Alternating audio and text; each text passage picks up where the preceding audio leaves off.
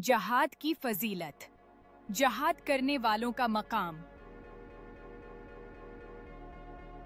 कुरान व हदीस की रोशनी में जहाद का इनामास वीडियो में आप जानेंगे कि इस्लाम में जहाद की कितनी अजीम फजीलत है।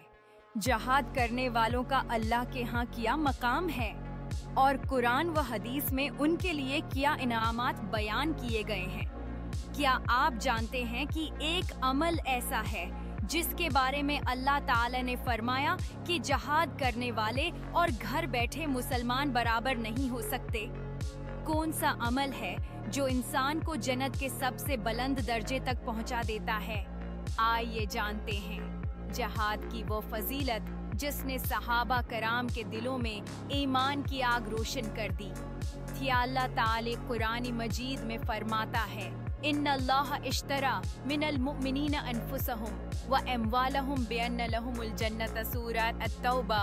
एक औगान यानी अल्लाह ने मुमिनों से इनकी जानें और माल खरीद लिए हैं, इसके बदले में उनके लिए जन्नत है।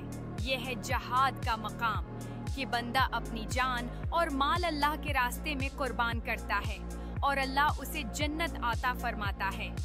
नबी करीम ने फरमाया, एक दिन अल्लाह के रास्ते में जहाद करना दुनिया व माफिया से बेहतर है। सहीह बुखारी।